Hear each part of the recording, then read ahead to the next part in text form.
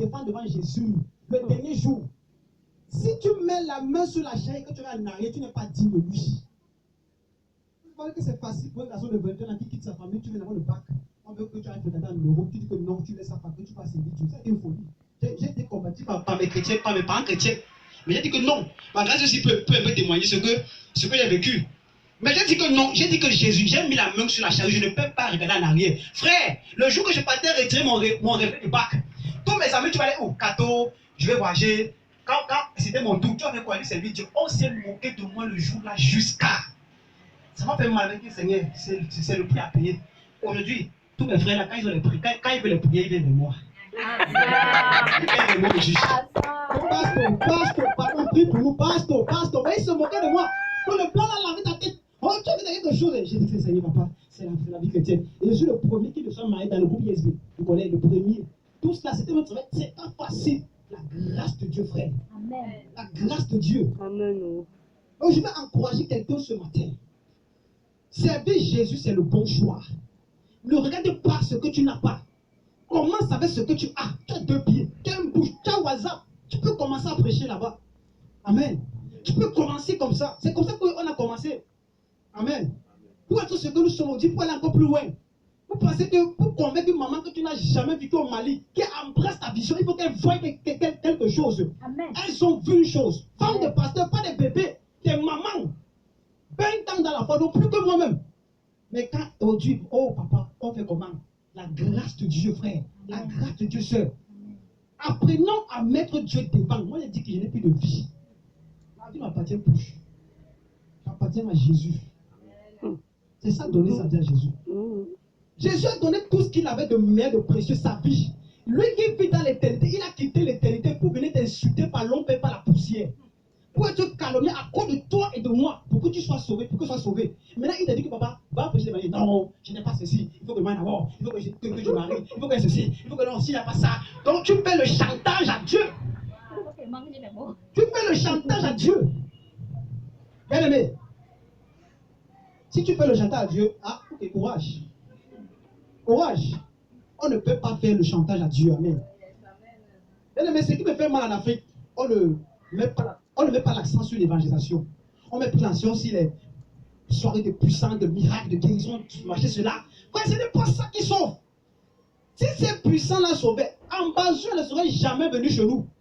Frère, il faut voir les choses spirituellement. Laissez que pour les parties, c'est pas ça le problème. Qu'est-ce que l'Église a fait? Qu'est-ce que l'Église n'a pas fait? C'est l'évangélisation qui est le moteur de la prospérité dans une nation. Rappelez-vous très bien, quand Pierre a prêché, 3000 âmes sont repenties, l'Église est née, bam, à une prédication sans miracle, sans délivrance, sans rien. Une prédication, 3000, la Bible dit qu'ils vivaient là, tellement ils craignaient Dieu que même les autres ne peuvent pas entrer, donc on ne peut pas se moquer de leur Dieu comme aujourd'hui on fait le théâtre avec le nom du Seigneur à cause de nous. À cause de nous. À cause de nous, frères. Examine-toi, 2021 est en route. Tu ne peux pas te dire que chrétienne et tu méprises l'évangélisation, tu méprises le service du Seigneur. Je n'ai pas dit que tout le monde doit être en plein temps. Pour moi, c'est une vocation, amen. Mais dans ton domaine, tu peux le faire. Écoutez, un homme me challenge, c'est Daniel, ministre de son État. Il n'y avait pas les ordinateurs à l'époque. Donc vous pouvez imaginer un peu les dossiers que le gars lisait. Ce n'était pas aussi, on dit ça, technologiquement avancé comme maintenant. Mais il priait Dieu 3 fois par jour. Étant ministre, comment il faisait? Dans un pays où c'était interdit de prier. Mais il pouvait se mettre à genoux. Et quand il a lu le livre de Daniel, de Jérémie, c'est là, écoutez, c'est à cause de Daniel que Dieu a suscité Néhémie, Esdras et tous ces gens-là. À cause de Néhémie, il a commencé à prier. Parce que Dieu a vu personne qui a mis son œuvre devant. Que non, l'enfant c'est là. Et c'est pour là qu'il a trouvé grâce et faveur devant tous les rois. Bien aimé. Qui sait? Peut-être le futur chef d'État est parmi toi, et parmi nous. Peut-être. Amen. Dieu est capable de te prendre, de te placer. Il est capable. Mais le problème, c'est quoi? C'est qu'on ne met pas Dieu devant toutes choses. On ne met pas son œuvre devant toutes choses. On a trop d'excuses. Trop d'excuses. C'est pour cela que l'Église n'impacte plus. C'est pour cela que les satanistes ont pris les grands postes. Parce qu'on a fui. On a dit que non, c'est satanique, c'est pour eux. Qui vous a dit ça? Joseph, la bague que Joseph avait portée, ce n'est pas une bague onctionnée. Ce n'est pas une bague que les partis de l'église bénissent cela. C'était une bague, peut-être même franc-maçonnique. Mais il avait l'autorité sur tout l'Égypte venant de Dieu. venant de Dieu. Parce que José a mis Dieu devant toutes choses. Est-ce que toi aussi tu mets Dieu devant toutes choses? Regarde, fais le bilan de ta vie en 2020. Quand Dieu t'a interpellé, fais ceci pour moi. Quelle était la raison pour laquelle tu n'as pas fait cela?